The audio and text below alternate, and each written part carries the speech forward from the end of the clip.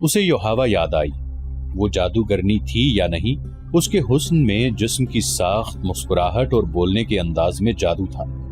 اس نے شارجہ بن مغیث کے اس آدمی کے منہ سے یوحاوا کا نام سنا تو وہ چونکا۔ معرکہ احد کے بعد جب اہل قریش کی فوج مکہ واپس آئی تو مکہ کے یہودی ایسے انداز سے ابو سفیان، خالد اور اکرمہ کے پاس آئے تھے جیسے احد میں یہودیوں کو شکست ہوئی ہو۔ یہودیوں کے سرداروں نے ابو سفیان سے کہا کہ مسلمانوں کو شکست نہیں ہوئی اور لڑائی ہار جیت کے بغیر ختم ہو گئی ہے تو یہ قریش کی شکست ہے، یہ یہودیوں کی ناکامی ہے۔ یہودیوں نے اہل قریش کے ساتھ اس طرح ہمدردی کا اظہار کیا جیسے وہ اہل قریش کی ناکامی پر غم سے مرے جا رہے ہیں۔ انہی دنوں خالد نے پہلی بار یوحاوا کو دیکھا تھا۔ وہ اپنے گھوڑے کی ٹہلائی کے لیے آبادی سے باہر نکل گیا تھا۔ جب وہ واپس آ رہا تھا تو راستے میں اسے یوحاوا مل گئی۔ یوحاوا کی مسکراہٹ نے اسے روک لیا۔ میں تسلیم نہیں کر سکتی، ولید کا بیٹا جنگ سے ناکام لوٹ آیا ہے، یوحاوا نے کہا اور خالد کے گھوڑے کی گردن پر ہاتھ پھیرنے لگی اور بولی، مجھے اس گھوڑے سے پیار ہے جو مسلمانوں کے خلاف لڑنے گیا۔ خالد یوں گھوڑے سے اتر آیا جیسے یوحاوا کے جادو نے اسے گھوڑے سے زمین پر کھڑا کر دیا ہو۔ اس سے بڑی ناکامی اور کیا ہوگی کہ تم مسلمانوں کو شکست نہیں دے سکے؟ یوحاوا نے کہا، تمہاری شکست ہماری شکست ہے، اب ہم تمہارا ساتھ دیں گے، لیکن تمہارے ساتھ ہوتے ہوئے بھی تم ہمیں اپنے ساتھ نہیں دیکھ سکو گے۔ خالد نے یوں محسوس کیا جیسے اس کی زبان بند ہو گئی ہو۔ تلواروں، برچھیوں اور تیروں کی بوچھاڑوں کا مقابلہ کرنے والا خالد یوحاوا کی مسکراہٹ کا مقابلہ نہیں کر سکا۔ اگر یہودی ہمارے ساتھ نہیں ہوں گے تو ہمارے کس کام آ سکیں گے؟ خالد نے پوچھا، کیا تم سمجھتے ہو کہ صرف تیر ہی انسان کے جسم سے پار ہو جاتا ہے؟ یوحاوا نے کہا، عورت کا تبسم تم جیسے دلیر اور جری مردوں کے ہاتھوں سے تلوار گرا سکتا ہے۔ خالد اس سے کچھ پوچھنا چاہتا تھا لیکن کچھ نہ پوچھ سکا۔ یوحاوا نے اس کی آنکھوں میں آنکھیں ڈالی اور پھولوں کی پنکھڑیوں جیسے ہونٹوں پر تبسم آ گیا۔ یوحاوا آگے چل پڑی۔ خالد اسے دیکھتا رہا۔ اس کے گھوڑے نے کھر مارا تو خالد اپنے آپ میں آ گیا۔ وہ بڑی تیزی سے گھوڑے پر سوار ہوا اور چل پڑا۔ کچھ دور آ کر اس نے پیچھے دیکھا۔ یوحاوا رک کر اسے دیکھ رہی تھی۔ یوحاوا نے اپنا ہاتھ ذرا اوپر کر کے لہرایا۔ اب جب کہ دو مسلمانوں کو نیلام کیا جا رہا تھا اور خالد کو ایک آدمی نے بتایا تھا کہ ان مسلمانوں کو کس طرح دھوکے میں لایا گیا ہے اور اس آدمی نے یوحاوا کا نام بھی لیا، تو اس نے ارادہ کر لیا کہ معلوم کرے گا کہ یوحاوا نے وہ جادو کس طرح چلایا ہے۔ اسے اپنے قبیلے کا ایک سرکردہ آدمی مل گیا۔ اس سے اسے پتا چلا کہ یہ مسلمان اہل قریش کے ہاتھ کس طرح آئے ہیں۔ 3-4 سرکردہ یہودی یوحاوا اور 2-3 اور یہودیوں کو ساتھ لے کر شارجہ بن مغیث کے پاس چلے گئے۔ یہ قبیلہ تھا تو جنگجو، لیکن اس پر مسلمانوں کا رعب کچھ اس طرح طاری ہو گیا تھا جیسے لوگ جادوگروں سے ڈرتے تھے۔ اس قبیلے میں یہ مشہور ہو گیا تھا کہ رسول اکرم صلی اللہ علیہ وآلہ وسلم کے ہاتھ میں کوئی جادو ہے۔ یہودیوں نے اپنی زمین دوز کارروائیوں کے لیے اس قبیلے کو اس لیے منتخب کیا تھا کہ وہ جنگجو قبیلہ تھا۔ یہودی بڑی دانشمند قوم تھی۔ انہوں نے سوچا کہ اگر مسلمانوں کے جادو کا وہم پھیل گیا تو دوسرے قبیلے بھی اس سے متاثر ہوں گے۔ یہ یہودی اس قبیلے کے سردار شارجہ بن مغیث کے پاس گئے اور اس کا یہ وہم دور کرنے کے لیے کہ مسلمان جادوگر ہیں اسے بہت کچھ کہا، لیکن شارجہ بن مغیث نے تسلیم نہ کیا۔ رات کو یہودیوں کے کہنے پر شارجہ بن مغیث نے ان کے مہمانوں کی ضیافت کا انتظام باہر کھلے آسمان تلے کیا۔ ان یہودیوں نے اپنے ہاتھوں اپنے میزبانوں کو شراب پلائی۔ شارجہ بن مغیث اور اس کے قبیلے کے چند ایک سرکردہ افراد کو جو شراب پلائی گئی اس میں یہودیوں نے کوئی صفوف سا ملا دیا تھا۔ پھر یہودیوں نے اپنے جادو کے کچھ شعبدے دکھائے۔ یوحاوا نے اپنے حسن کا جادو چلایا۔ اس کا ذریعہ ایک رقص بھی تھا جس میں یہ یہودنے نیم برہنہ تھی۔ ناچتے ناچتے ان کے جسموں پر جو ادھورے سے لباس تھے وہ بھی سرک کر زمین پر جا پڑے۔ یہودی اپنے سازندے ساتھ لے گئے تھے۔ اگلے روز جب شارجہ بن مغیث کی آنکھ کھلی تو اسے محسوس ہوا جیسے وہ بڑے ہی حسین خواب سے جاگا ہو۔ اس کے خیالات بدلے ہوئے تھے۔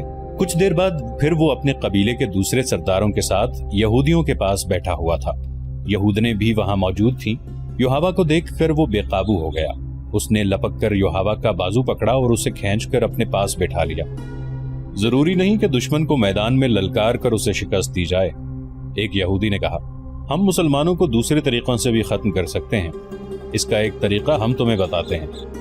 خالد کو بتایا گیا کہ ان 6 مسلمانوں کو مدینے سے دھوکے سے لانے کا یہ طریقہ یہودیوں نے بتایا تھا، اور شارجہ بن مغیث نے جو آدمی رسول کریم صلی اللہ علیہ وسلم کے پاس بھیجے تھے ان میں ایک یہودی بھی تھا۔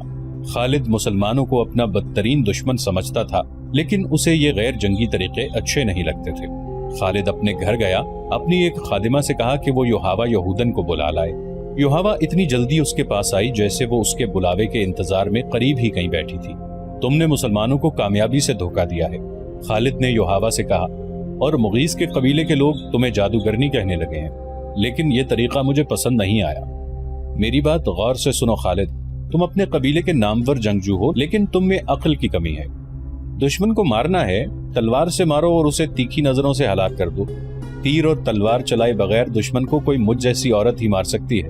آج 4 برس بعد جب وہ صحرا میں تنہا جا رہا تھا تو یوحاوا کی باتیں اسے یاد آ رہی تھی۔ اس حد تک تو وہ خوش تھا کہ یہودی ان کے ساتھ تھے، لیکن اسے یہ معلوم تھا کہ یہودیوں کی دوستی میں جہاں مسلمانوں کی دشمنی ہے وہاں ان کے اپنے مفادات بھی ہیں۔ البتہ اس نے یہ تسلیم کر لیا تھا کہ یوحاوا اگر جادوگرنی نہیں تو اس کے سراپا میں جادو کا کوئی اثر ضرور موجود ہے۔ خالد کا گھوڑا مدینہ کی طرف جا رہا تھا۔ اس کے ذہن میں پھر خبیب رضی اللہ عنہ بن عدی اور زید رضی اللہ عنہ بن الدثنہ آ گئے۔ لوگ ان کی بولیاں بڑھ بڑھ کر دے رہے تھے۔ آخر سودا ہو گیا اور قریش کے 2 آدمیوں نے انہیں بہت سے سونے کے عوض خرید لیا۔ یہ دونوں آدمی ان 2 صحابیوں رضی اللہ عنہم کو ابو سفیان کے پاس لے گئے۔ ہم نے اپنے عقیدے سے ہٹ کر محمد کے پاس جانے والے ان 2 آدمیوں کو اس لیے خریدا ہے کہ ان اہل قریش کے خون کا انتقام لیں جو احد کے میدان میں مارے گئے تھے۔ انہیں خریدنے والوں نے کہا، ہم انہیں آپ کے حوالے کرتے ہیں، آپ قریش کے سردار اور سالار ہیں۔ ہاں، ابو سفیان نے کہا، مکہ کی زمین مسلمانوں کے خون کی پیاسی ہے، ان 2 مسلمانوں کا خون اپنی زمین کو پلا دو۔ لیکن مجھے یاد آیا کہ یہ مہینہ جو گزر رہا ہے ہمارے دیوتاؤں عزا اور حبل کا مقدس مہینہ ہے، یہ مہینہ ختم ہو لینے دو، اگلے دن انہیں کھلے میدان میں لے جا کر لکڑی کے کھمبوں کے ساتھ باندھ دینا اور مجھے بلا لینا۔ خالد نے جب ابو سفیان کا یہ حکم سنا تو وہ اس کے پاس گیا۔ مجھے آپ کا یہ فیصلہ اچھا نہیں لگا، خالد نے ابو سفیان سے کہا، ہم دگنی اور تگنی تعداد میں ہوتے ہوئے اپنی زمین کو مسلمانوں کا خون نہیں پلا سکے تو ہمیں حق حاصل نہیں کہ 2 مسلمانوں کو دھوکے سے یہاں لا کر ان کا خون بہایا جائے۔ ابو سفیان، کیا آپ جانتے ہیں کہ مسلمانوں کو دھوکہ دینے والی 3-4 عورتیں تھیں؟ کیا آپ اپنے دشمن سے یہ کہلوانا چاہتے ہیں کہ اہل قریش اب عورتوں کی آڑ میں بیٹھ گئے ہیں؟ خالد، ابو سفیان نے باروب لہجے میں کہا، خبیب اور زید کو میں بھی اتنا ہی اپنے قریب سمجھا کرتا تھا جتنا تم انہیں اپنے قریب سمجھتے تھے۔ تم اب بھی انہیں اپنے قریب سمجھ رہے ہو اور یہ بھول رہے ہو کہ اب یہ ہمارے دشمن ہیں۔ اگر تم انہیں آزاد کرانا چاہتے ہو تو لاؤ، اس سے دگنا سونا لے آؤ اور ان دونوں کو لے جاؤ۔ نہیں، پردے کے پیچھے سے ایک گرجدار نسوانی آواز آئی۔ یہ ابو سفیان کی بیوی ہند کی آواز تھی۔ اس نے غصے سے لرزتی ہوئی آواز میں کہا، حمزہ کا کلیجہ چبا کر بھی میرے سینے میں انتقام کی آگ سرد نہیں ہوئی ہے۔ اگر ساری دنیا کا سونا بھی میرے سامنے لا کر رکھو گے تو بھی میں ان 2 مسلمانوں کو آزاد نہیں کروں گی۔ ابو سفیان، خالد نے کہا، اگر میری بیوی میری بات کے درمیان یوں بولتی تو میں اس کی زبان کھینچ لیتا۔ تم اپنی بیوی کی زبان کھینچ سکتے ہو؟ ہند کی آواز آئی، تمہارا باپ نہیں مارا گیا تھا، تمہارا کوئی بیٹا نہیں مارا گیا اور تمہارا چچا بھی نہیں مارا گیا۔ ایک بھائی قید ہوا تھا اور تم مسلمانوں کے پاس جا کر منہ مانگا فدیہ دے کر اپنے بھائی کو چھڑا لائے۔ آگ جو میرے سینے میں جل رہی ہے تم اس کی تپش سے نا آشنا ہو۔ خالد نے ابو سفیان کی طرف دیکھا۔ ابو سفیان کے چہرے پر جہاں مردانہ جاہو جلال اور ایک جنگجو سردار کا تاثر تھا وہاں ایک خامند کی بے بسی کی جھلک بھی تھی۔ ہاں خالد، ابو سفیان نے کہا، جس کے دل پر چوٹ پڑتی ہے اس کے خیالات تم سے بہت مختلف ہوتے ہیں۔ کسی کو اپنا دشمن کہنا کچھ اور بات ہے، لیکن اپنے دشمن کو اپنے کسی عزیز کا خون بخش دینا بہت ہی بڑی ناممکن بات ہے۔ تم کس کس کو قائل کرو گے کہ وہ ان 2 مسلمانوں کی جان بخشی کر دے؟ تم جاؤ خالد، ان 2 مسلمانوں کو اپنے قبیلے کے رحم و کرم پر چھوڑ دو۔ خالد خاموشی سے واپس چلا گیا۔ پھر خالد کو وہ بھیانک منظر یاد آیا جب باہر میدان میں لکڑی کے 2 کھمبوں کے ساتھ خبیب رضی اللہ عنہ اور زید رضی اللہ عنہ بندے کھڑے تھے۔ تماشائیوں کا چیختا چلاتا ہوا ہجوم اکٹھا ہو گیا تھا۔ ادھر سے ابو سفیان اور ہند گھوڑوں پر سوار ہجوم میں داخل ہوئے۔ ہجوم کے نعرے اور انتقامی نعرے پہلے سے زیادہ بلند ہو گئے۔ اگر اس ہجوم میں کوئی خاموش تھا تو صرف خالد تھا۔ ابو سفیان گھوڑے پر سوار دونوں قیدیوں کے قریب گیا اور دونوں نے اسے کہا۔ انہوں نے اجازت طلب کی کہ وہ زندگی کی آخری نماز پڑھنا چاہتے ہیں۔ ابو سفیان نے انہیں اجازت دے دی۔ خالد اب مدینہ کی طرف جا رہا تھا۔ اسے جب وہ منظر یاد آیا کہ دونوں قیدیوں کے ہاتھ کھول دیے گئے اور وہ قبلہ رو ہو کر نماز پڑھنے لگے۔ خالد پر اس وقت جو اثر ہوا تھا وہ اب 4 برس بعد اس کی ذات سے ابھر آیا۔ گھوڑے کی پیٹھ پر بیٹھے بیٹھے خالد کا سر جھک گیا۔ خبیب رضی اللہ عنہ بن عدی اور زید رضی اللہ عنہ بن دثنہ ہجوم کی چیخ و پکار سے لا تعلق اپنی موت سے بے پرواہ خدا کے حضور رکوع و سجود میں محو تھے۔ انہوں نے نہایت اطمینان سے نماز پڑھی، دعا کے لیے ہاتھ اٹھائے۔ کوئی نہیں بتا سکتا، تاریخ بھی خاموش ہے کہ انہوں نے خدا سے کیا دعا مانگی۔ انہوں نے خدا سے یہ نہیں کہا ہوگا کہ دشمن انہیں آزاد کر دے۔ وہ اٹھے اور خود ہی لکڑی کے کھمبوں کے ساتھ پیٹھیں لگا کر کھڑے ہو گئے۔ او بدقسمت انسانوں، ابو سفیان نے بڑی بلند آواز سے خبیب رضی اللہ عنہ اور زید رضی اللہ عنہ سے کہا، تمہاری قسمت اور زندگی میرے ہاتھ میں ہے۔ اپنی زبانوں سے کہہ دو کہ ہم اسلام کو ترک کرتے ہیں اور اب ہم اہل قریش میں سے ہیں اور 360 بتوں کو برحق مانتے ہیں۔ یہ اعلان کر دو اور اپنی زندگیاں مجھ سے واپس لے لو، اگر نہیں تو موت کو گلے لگاؤ۔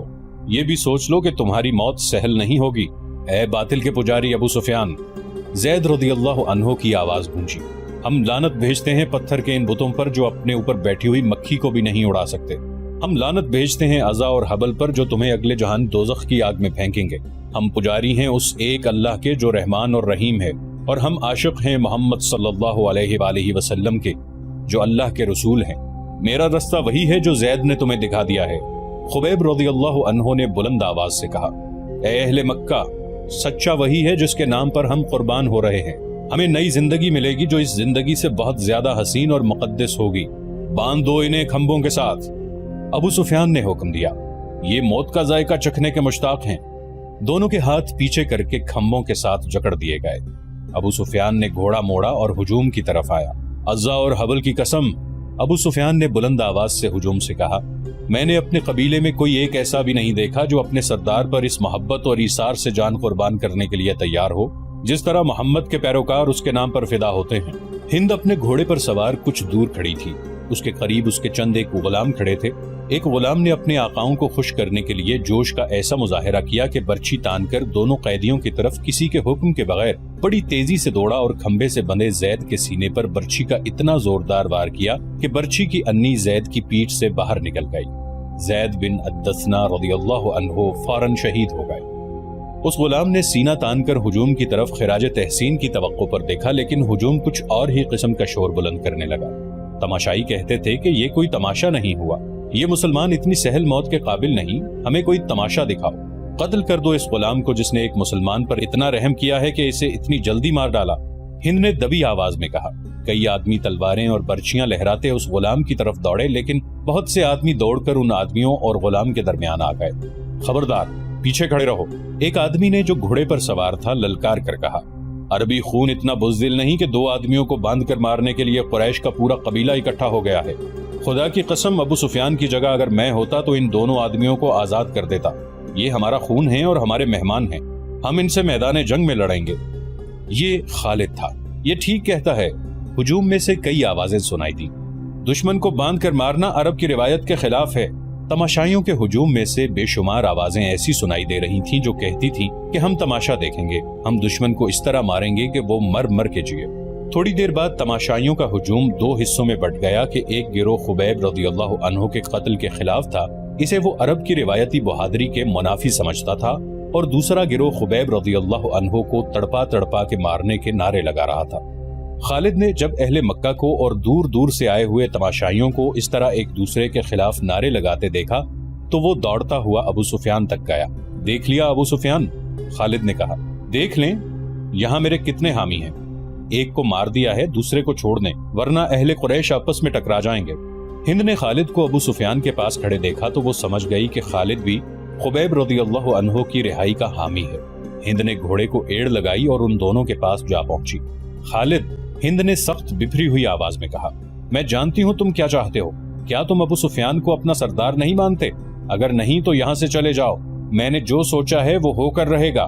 خالد، ابو سفیان نے کہا، اگر تم سمجھتے ہو کہ میرا حکم اور میرے ارادے صحیح نہیں تو بھی مجھے ان پر عمل کرنے دو۔ اگر میں نے اپنا حکم واپس لے لیا تو یہ میری کمزوری ہوگی، پھر لوگ میرے ہر حکم پر یہ توقع رکھیں گے کہ میں اپنا حکم واپس لے لوں۔ خالد کو آج مدینہ کے راستے میں یاد آ رہا تھا اور اسے افسوس ہو رہا تھا کہ اس نے ابو سفیان کا حکم مان لیا تھا۔ خالد کی خوبیوں میں سے سب سے بڑی خوبی نظم و نسق اور اپنے سردار کی اطاعت تھی۔ اس نے اپنے سینے پر پتھر رکھ کر صرف اس لیے ابو سفیان کا حکم مان لیا تھا کہ اہل قریش میں حکم عدولی کی روایت قائم نہ ہو۔ اے اہل مکہ، ابو سفیان نے دو گروہوں میں بٹے ہوئے تماشائیوں سے بلند آواز میں کہا، اگر آج یہاں 2 مسلمانوں کے قتل پر ہم یوں بٹ گئے تو ہم میدان جنگ میں بھی کسی نہ کسی مسئلے پر بٹ جائیں گے اور فتح تمہارے دشمن کی ہوگی۔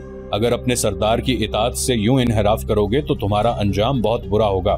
ہجوم کا شور و غوغا کم ہو گیا، لیکن خالد نے دیکھا کہ اہل مکہ کے کئی ایک سرداروں کے چہروں پر نفرت کے آثار تھے اور وہ یہ نفرت کے آثار لیے واپس گھروں کو جا رہے تھے۔ انہیں دیکھ کر بہت سے لوگ جو تماشا دیکھنے آئے تھے واپس چلے گئے۔ خالد وہاں نہیں رکنا چاہتا تھا، لیکن وہ خطرہ محسوس کر رہا تھا کہ دونوں گروہ آپس میں ٹکرا جائیں گے۔ اس کے اپنے قبیلے کے زیادہ تر لوگ تماشائیوں میں موجود تھے، وہ کم از کم اپنے قبیلے کو اپنے قابو میں رکھ سکتا تھا۔ ہند نے تماشے کا پورا انتظام کر رکھا تھا۔ اس کے اشارے پر 40 کمسن لڑکے جن کے ہاتھوں میں برچیاں تھیں دوڑتے اور چیختے چلاتے ہوئے تماشائیوں میں سے نکلے اور خبیب رضی اللہ عنہ کے ارد گرد ناچنے اور چیخنے چلانے لگے۔ 2-4 لڑکے برچیاں تانے ہوئے خبیب رضی اللہ عنہ تک جاتے اور دوڑ کر خبیب رضی اللہ عنہ پر وار کرتے تھے، لیکن خبیب رضی اللہ عنہ کو گزند پہنچائے بغیر ہاتھ روک لیتے۔ خبیب رضی اللہ عنہ بدکتے اور نعرہ لگاتے، میرا خدا سچا ہے اور محمد صلی اللہ علیہ وآلہ وسلم خدا کے رسول ہیں۔ چند اور لڑکے اس طرح برچیاں تان کر ان پر ہلہ بولتے جیسے خبیب رضی اللہ عنہ کے جسم کو چھلنی کر دیں گے، لیکن وار کر کے وار روک لیتے۔ خبیب رضی اللہ عنہ کے بدکنے پر تماشائیوں کا ہجوم داد و تحسین کے نعرے اور قہقہے لگاتا۔ لڑکوں کا یہ کھیل کچھ دیر جاری رہا۔ اس کے بعد لڑکوں نے یہ طریقہ اختیار کیا کہ برچھی کا وار بڑی زور سے کرتے، لیکن خبیب رضی اللہ عنہ کے جسم پر اتنا سا وار لگتا کہ برچھیوں کی انیاں کھال میں ذرا سی اتر کر پیچھے جاتی۔ بہت دیر تک یہی کھیل چلتا رہا۔ تماشائی داد و تحسین کے نعرے اور خبیب رضی اللہ عنہ اللہ اکبر اور محمد الرسول اللہ صلی اللہ علیہ وآلہ وسلم کے نعرے بلند کرتے رہے۔ خبیب رضی اللہ عنہ کے کپڑے خون سے لال ہو چکے تھے۔ ابو جہل کا بیٹا اکرمہ ہاتھ میں برچھی لیے ان لڑکوں کے پاس جا پہنچا اور انہیں ہدایات جاری کرنے لگا۔ لڑکے اب اپنی برچیاں خبیب رضی اللہ عنہ کے جسم میں چبھو رہے تھے۔ وہ گول دائرے میں گھومتے اور ناچتے تھے۔ خبیب رضی اللہ عنہ کے جسم کا کوئی بھی حصہ ایسا نہ رہا جہاں برچھی نہ چبھی ہو اور وہاں سے خون نہ ٹپک رہا ہو۔ ان کے چہرے پر بھی برچیاں ماری گئیں۔ جب بہت دیر گزر گئی اور لڑکے ناچ ناچ کر اور برچیاں چبھو چبھو کر تھک گئے تو اکرمہ نے لڑکوں کو وہاں سے ہٹا لیا۔ خبیب رضی اللہ عنہ خون میں نہائے ہوئے تھے اور ابھی زندہ تھے اور ہر طرف دیکھ رہے تھے۔ ان کے نعروں میں کمی نہیں آئی تھی۔ اکرمہ ان کے سامنے کھڑا ہو گیا اور برچھی تان کر خبیب رضی اللہ عنہ کے سینے میں اتنی زور سے ماری کہ فاصلہ کم ہونے کی وجہ سے برچھی خبیب رضی اللہ عنہ کے جسم سے پار ہو گئی۔ خبیب رضی اللہ عنہ شہید ہو گئے۔ ان کی لاشیں یہیں بندی رہنے دو۔ ہند کی گرجدار آواز سنائی تھی، اب کئی دن ان کی لاشوں کے گلنے سڑنے کا تماشا دیکھتے رہو۔ یہ واقعہ جولائی 625 عیسوی کا تھا جو خالد کو یاد آ رہا تھا۔ اس نے اپنے دل میں درد کی ٹیسیں محسوس کی۔ خبیب رضی اللہ عنہ اور زید رضی اللہ عنہ کے قتل نے قریش کے سرداروں میں اختلاف کا بیج بو دیا تھا۔ جس طرح ان 2 مسلمانوں نے آخری وقت نماز پڑھی اور اسلام سے نکل آنے پر موت کو ترجیح دی تھی، اس نے قریش کے کئی سرداروں پر گہرا اثر چھوڑا تھا۔ خود خالد نے اگر اسلام کی نہیں تو خبیب اور زید رضی اللہ عنہم کی دل ہی دل میں بہت تعریف کی تھی۔ ابو سفیان اور اس کی بیوی ہند کے خلاف اس کے دل میں ناپسندیدگی پیدا ہو گئی تھی۔ جنگجوؤں کا شیوا نہیں تھا۔ اس نے اپنے آپ سے کہا، یہ جنگجوؤں کو زیب نہیں دیتا۔ ایک روز وہ ان سرداروں کی محفل میں بیٹھا ہوا تھا جو رسول خدا صلی اللہ علیہ وسلم کے ان 2 اصحاب کے قتل کے خلاف تھے۔ کیا تم سب جانتے ہو کہ مارے جانے والے یہی 2 نہیں بلکہ 6 مسلمان تھے؟ خالد نے جواب دیا۔ ہاں، ایک نے جواب دیا، یہ شارجہ بن مغیث کا کام ہے۔ وہ ان 6 مسلمانوں کو دھوکے سے پھندے میں لایا تھا اور اس کے پیچھے مکہ کے یہودیوں کا دماغ کام کر رہا ہے۔ خالد نے کہا، اور اس میں یوحاوا یہودن نے 2-3 اور یہودی لڑکیاں ساتھ لے جا کر اپنے اور ان کے حسن کا جادو چلایا۔ یوحاوا جادوگرنی ہے۔ ایک سردار نے کہا، بھائی کو بھائی کے ہاتھوں ذبح کرا سکتی ہے، کیا یہ خطرہ نہیں کہ یہودی ہمیں بھی ایک دوسرے کا دشمن بنا دیں گے؟ کسی اور سردار نے کہا، نہیں۔ ایک بوڑھا سردار بولا، وہ محمد کے اتنے ہی دشمن ہیں جتنے ہم ہیں۔ یہودیوں کا مفاد اس میں ہے کہ وہ ہمارے اور مسلمانوں کے درمیان دشمنی اتنی پکی اور اتنی شدید کر دیں کہ ہم مسلمانوں کا نام و نشان مٹا دیں۔ ہمیں یہودیوں پر شک نہیں کرنا چاہیے۔ ایک سردار نے کہا، بلکہ ضرورت یہ ہے کہ ہم یہودیوں کو مسلمانوں کے خلاف زمین کے نیچے استعمال کریں، لیکن ایسے نہیں جیسے شارجہ نے کیا۔ خالد نے کہا، اور ایسے بھی نہیں جیسے ابو سفیان اور اس کی بیوی نے کیا۔ کیا تم سب جانتے ہو کہ یوحاوا مکہ کے چند ایک یہودیوں کے ساتھ مدینہ چلی گئی ہے؟ بوڑھے سردار نے پوچھا اور خود ہی جواب دیا، وہ مدینہ اور ارد گرد کے یہودیوں اور دوسرے قبائل کو مسلمانوں کے خلاف ابھاریں گے۔ اسلام کے فروغ سے وہ لوگ خود خطرہ محسوس کر رہے ہیں۔